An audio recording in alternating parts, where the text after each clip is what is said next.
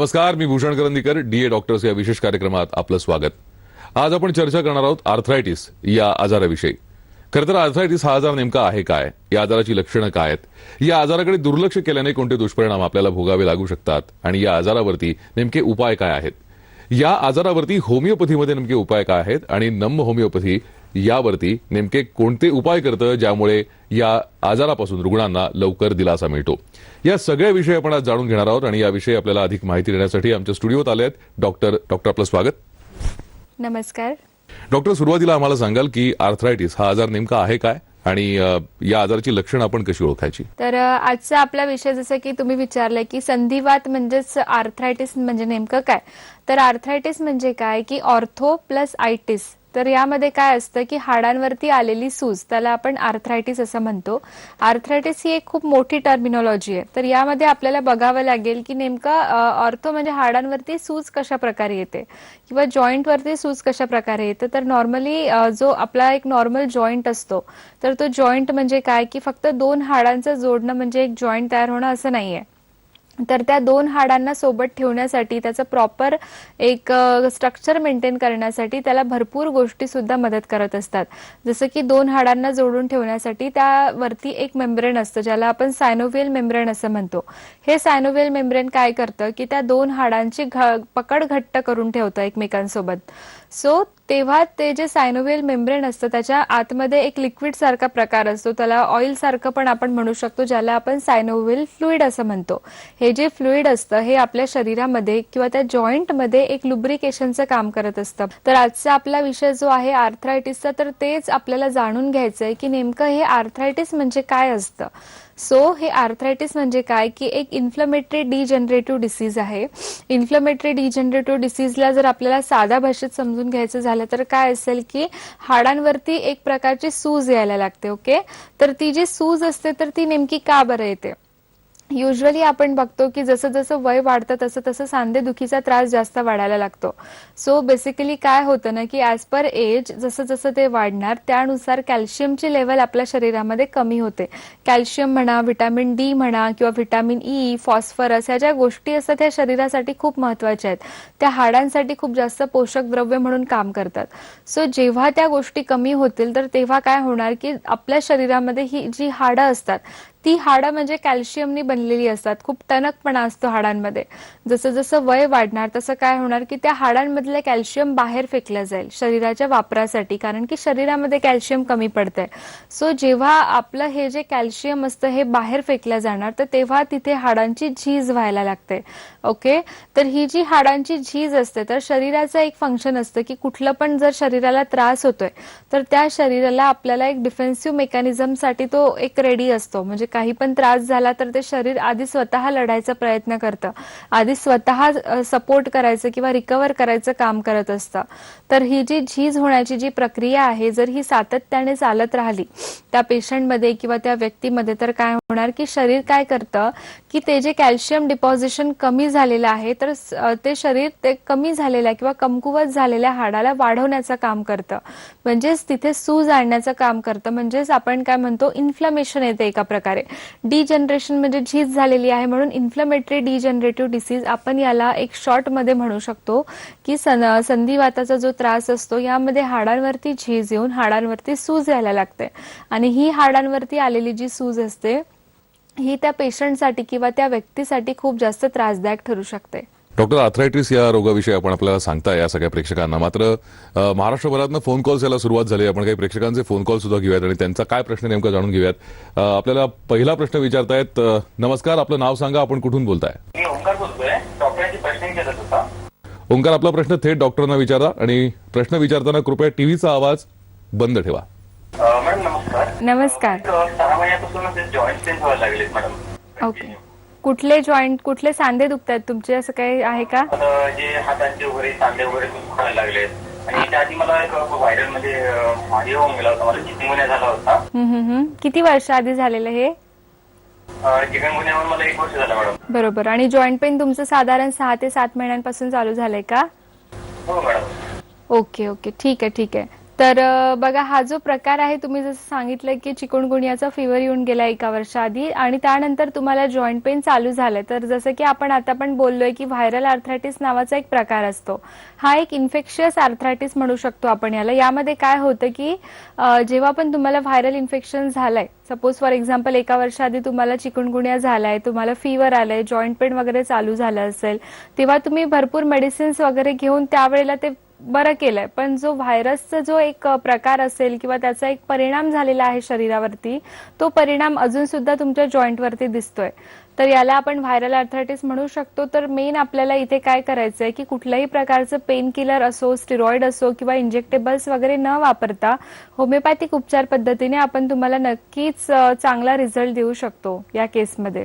तुमच्या नजदीक किंवा तुमच्या जवळ कुठे नम्मा होमिओपॅथीची ब्रांच असेल तर तुम्ही अवश्य भेट करा, जेणेकरून आपण सर्व गोष्टी व्यवस्थितपणे पडताळून बघू शकतो की तुम्हाला नेमका त्रास काय आहे आणि कितपत लेवलचा आहे. त्यानुसार आपण तुम्हाला औषधी देऊ शकतो. मला वाटतं ओंकार, तुमचं या उत्तराने समाधान झालं असेल. धन्यवाद. आता आपण पुन्हा एकदा चर्चेकडे वळूयात. डॉक्टर, जसं आता तुम्ही सांगितलं की या सगळ्या आजारांकडे दुर्लक्ष करणं किती महागात पडू शकतं, विशेषतः आर्थरायटिसकडे. संधिवाताचं विशेषतः आपण जर प्रामुख्याने उदाहरण बघितलं तर गुडघेदुखी हा सर्वसामान्यांमध्ये, वयोवृद्धांमध्ये आढळणारा आजार आहे. बऱ्याचदा अशा रुग्णांना थेट शस्त्रक्रिया करायला सांगितली जाते. तर अशा रुग्णांसाठी तुम्ही काय सल्ला द्याल? तर आर्थरायटिसचे जर आपल्याला टाईप बघायचे झाले, जसं की आपण एक इंट्रो म्हणजे छोटंसं पार्टमध्ये आपण समजून घेतलं की आर्थरायटिस काय असतं, त्याच प्रकारे आर्थरायटिसचे जर टाईप सांगायचं झालं तर त्यामध्ये 3 मेन डिवायडेशन आपण करतो. सगळ्यात पहिला टाईप म्हणजे मोनो आर्थरायटिस. मोनो आर्थरायटिस आपण का म्हणतो त्याला, कारण की इथे काय असतं की एक सिंगल हाड किंवा एक सिंगल जॉईंट त्यामध्ये अफेक्टेड असतो, त्याला आपण म्हणतो मोनो आर्थरायटिस. जसं की आपण बघतो गावठी आजारामध्ये पायाचा अंगठा वगैरे खूप जास्त सूज यायला लागतं त्यावरती किंवा त्यामध्ये त्रास व्हायला लागतो, तर ते असतं एक मोनो आर्थरायटिसचा प्रकार. किंवा व्हायरल आर्थरायटिसमुळे सुद्धा एखाद्या जॉईंटवरती जर ते इन्फेक्शन कायम स्वरूपात राहिलं तर तेव्हा सुद्धा जॉईंटवरती सूज येऊन त्रास सुरू होऊ शकतो. So that is a mono arthritis. दुसरा टाईप म्हणजे काय की ऑलिगो आर्थरायटिस. ऑलिगो आर्थरायटिस म्हणजे काय की 5 सांध्यांपेक्षा जर कमी सांधे अफेक्ट असतील तुमचे, त्या 5 जॉईंटपेक्षा म्हणजे 5 जॉईंट पर्यंत जर तुमच्या जॉईंटवरती सूज आहे तर त्याला आपण म्हणू ऑलिगो आर्थरायटिस. जसं की आपण बघतो की संधिवात हा एक प्रकार आहे ज्याला आपण ऑस्टिओ आर्थरायटिस सुद्धा म्हणतो. यामध्ये काय होतं की तुमचे दोन्ही गुडघे दुखायला लागतात, पायाच्या गुडघ्यांमध्ये त्रास व्हायला लागतो. किंवा मग सोरायटिक आर्थरायटिस सारखा जो प्रकार आहे, यामध्ये सुद्धा जिथे जिथे पॅचेसेस आहेत, जिथे जिथे स्किन पॅचेस आहेत तुमचे, तिथे तुम्हाला जॉईंट पेन चालू व्हायला लागतो. सो दॅट इज तुमचा जो प्रकार आहे तो आहे ऑलिगो आर्थरायटिसचा. आणि त्यानंतर असतो पॉली आर्थरायटिसचा एक प्रकार. हा आहे तिसरा सगळ्यात महत्वाचा प्रकार. यामध्ये काय असतं की 5 पेक्षा तुमची जास्त सांधे दुखणे. सो इथे काय होणार की 5 सांध्यांपेक्षा जर तुमचे सांधे जास्त दुखतायत तर तिथे काय ना, एक रुमॅटॉइड आर्थरायटिस नावाचा प्रकार आहे ज्याला आपण आमवात सुद्धा म्हणतो.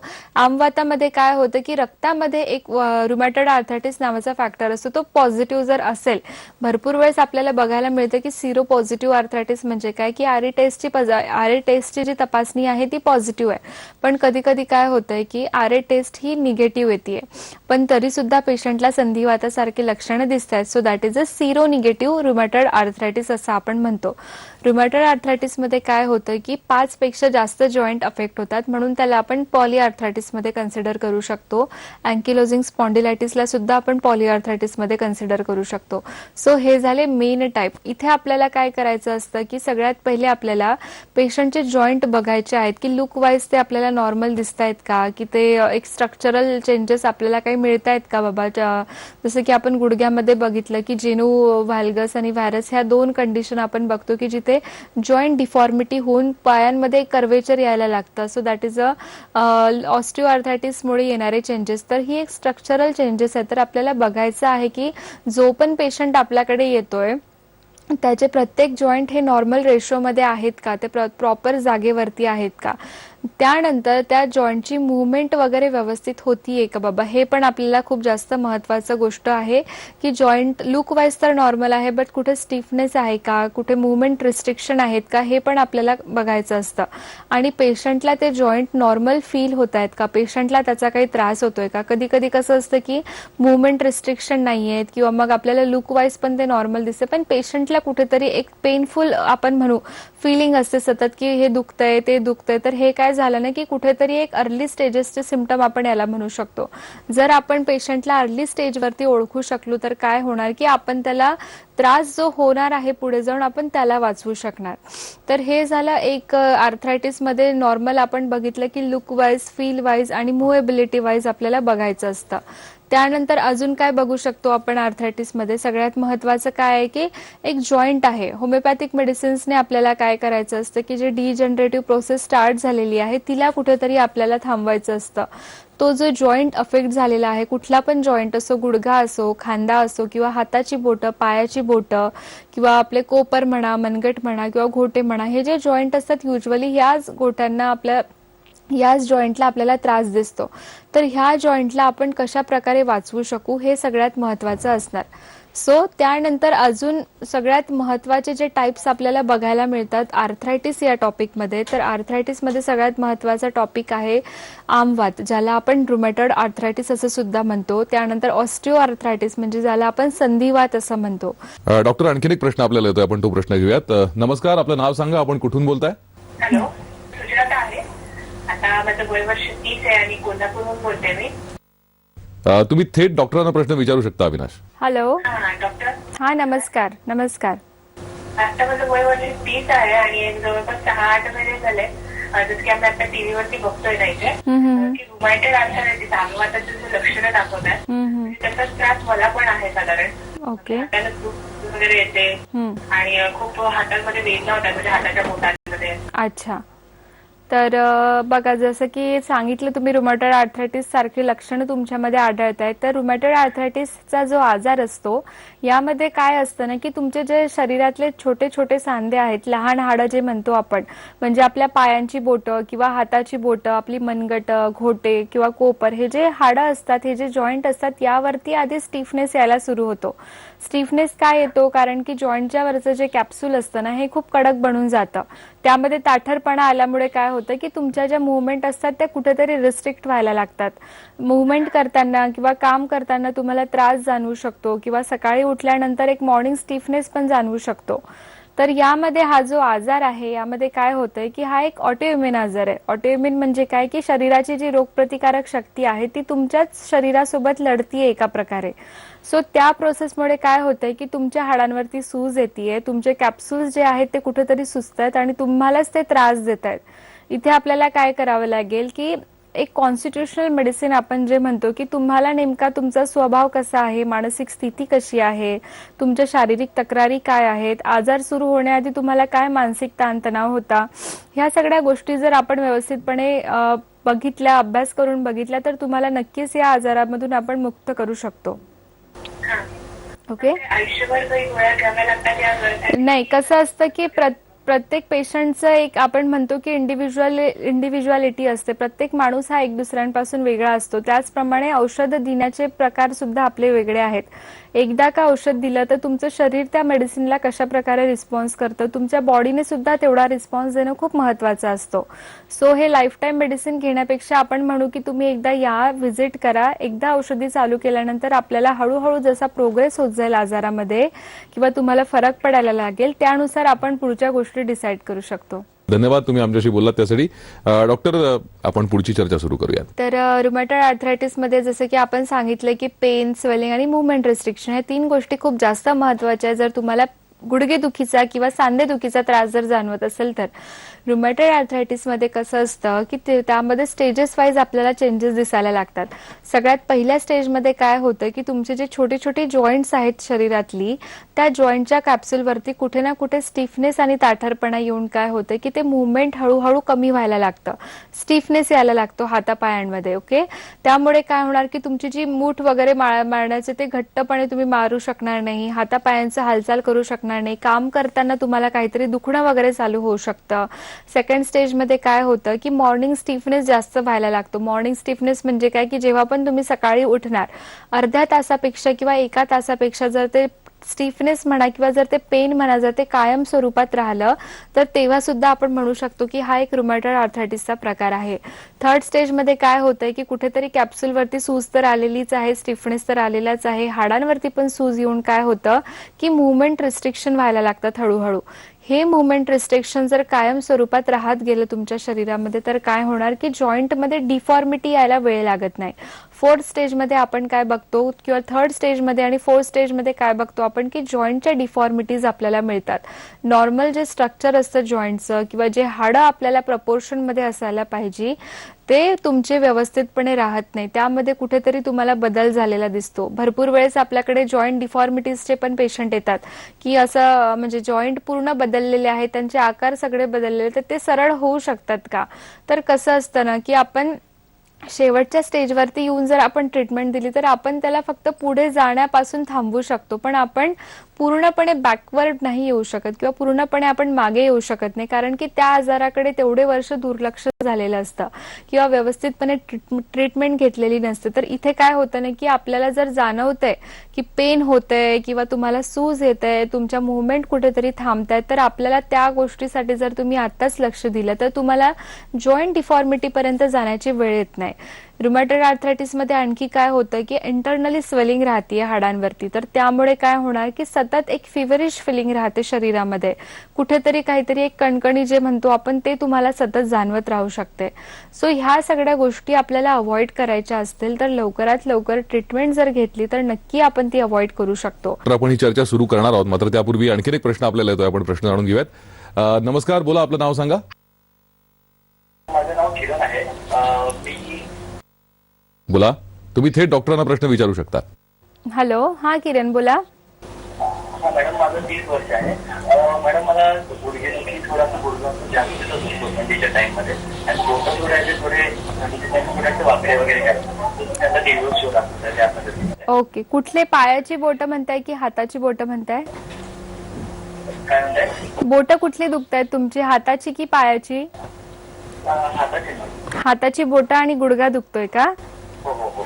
बर बर. आणि थंडीच्या दिवसांमध्ये त्रास वाढतोय तुम्हाला? जास्तीचा त्रास. हो, जास्तीचा त्रास. ओके, किती वर्षापासून त्रास चालू झालाय? 2 वर्ष झाले? 2 वर्षांपासून. ठीक आहे. आणि तुमच्या कामाचं स्वरूप मला कळू शकेल का? तुम्ही काय काम करताय? मॅडम, मी एक ऑफिसमध्ये बसून काम करतो. कंटिन्यू बसून सिटिंग काम असतं का? हो, सिटिंग बसून. Okay okay. तर बघा, जसं की तुम्ही मला सांगितलंय की तुमचं छोटे छोटे सांधे पण दुखतात आणि गुडघादुखी वगैरे पण चालू झालाय, तर हे काय असतं ना, एक संधिवातासारखी लक्षणं आहेत. म्हणजे हाडांवरती कुठेतरी सूज येते, कुठेतरी डिजनरेटिव्ह प्रोसेस चालू झालेली आहे, बरोबर. आणि त्यामध्ये काय होतं की जर तुमचं कंटिन्युअसली सिटिंगमध्ये काम असेल तर आपल्या शरीराची जेवढी पाहिजे तेवढी हालचाल होत नाही, आपल्या मसल्सला स्ट्रेंथनिंग मिळत नाही, मजबूती मिळत नाही. तर यासाठी तुम्ही जेवढं होईल तेवढं व्यायाम, एक्सरसाइज वगैरे थोडं चालू करा. तुमच्या डाएटमध्ये थोडाफार तुम्ही चेंज करू शकता. बॉइल्ड अंडी वगैरे तुम्ही घेऊ शकता, मिल्क घेऊ शकता, किंवा मग जर जास्त दुखणं असेल तर यासाठी मेडिसिनची गरज तर नक्कीच पडेल. पण त्यासोबत तुम्हाला फिजिओथेरपीचं सुद्धा जर आपण चालू केलं ट्रीटमेंट तर काय होणार की तुमच्या मसल्समध्ये एक प्रकारची मजबूती येईल आणि आपल्या औषधामुळे काय होईल की तुमची झीज होण्याची जी प्रक्रिया चालू झालेली आहे आपण ती पण थांबवू शकतो. म्हणजे ॲट अ टाइम आपण तुम्हाला पूर्ण आजारामधून मुक्तता देण्यासाठी नक्कीच ट्राय करू शकतो. तर तुम्ही नक्कीच आपल्या घाटकोपरला पण एक ब्रांच आहे नमा वैद्यशाळा, तिथे तुम्ही व्हिजिट करा. प्रश्नाचं उत्तर तुम्हाला मिळालंय, धन्यवाद आमच्याशी संपर्क साधलात. आपण पुन्हा एकदा चर्चेकडे वळूयात. तर त्यानंतर आपण तिसरा सगळ्यात कॉमनेस्ट आपल्याला बघण्यातला जो प्रकार आहे तो म्हणजेच गाऊट. गाऊट म्हणजे काय की शरीरामध्ये किंवा रक्तामध्ये एक सिरम युरिक ऍसिड नावाची लेवल वाढायला लागते. नॉर्मली आपण 3.5 to 7 पर्यंत कन्सिडर करतो त्याला की ते नॉर्मल असतं, पण जर त्या रेशोपेक्षा जर ते वरती जाते तर काय होणार की ते कुठेतरी डिपॉझिट व्हायला लागतं. युरिक ऍसिड म्हणजे काय की आपल्या शरीरामध्ये 3.5 ते 7 पर्यंत आपण कन्सिडर करू शकतो की ते असायला हवं. ओके, सो जेव्हा हे युरिक ऍसिड शरीराच्या बाहेर फेकल्या जाणार नाही व्यवस्थितपणे तर काय होणार की कुठेतरी ते साचतंय, रक्तामध्ये साचतंय म्हणूनच त्याच्या लेवल्स वाढलेल्या येतात. पण त्यानंतर त्याचं डिपॉझिशन जे असतं ते आपल्या शरीरामध्ये कुठं होतं जास्तीत जास्त की पायाचा जो अंगठा आहे आपला, ज्याला आपण ग्रेटर टो असं म्हणतो, त्या पायाच्या अंगठ्यामध्ये सुद्धा ते साचू शकतं. आणि हळूहळू हा जो आजार असतो किंवा जे डिपॉझिशनची जी प्रोसेस असते ती कुठेतरी चालू व्हायला लागते. एकदम माइल्ड पेन कधीतरी पेशंटला जाऊ शकतं. पण त्या आपल्या पायाच्या अंगठ्यावरती कधीतरी एकदम जास्त सूज येऊन तो कधीतरी लाल होऊन खूप त्याची अंगार होणे आणि दुखणं हे सिम्पटम्स सुद्धा आपल्याला गाऊटमध्ये दिसू शकतं आणि त्या ज्या वेदना असतात त्या खूप जास्त तीव्र असतात. खरंय. डॉक्टर, आता याचे प्रकार कळले, याची नेमकी कारणं कळली, लक्षणं सुद्धा कळली.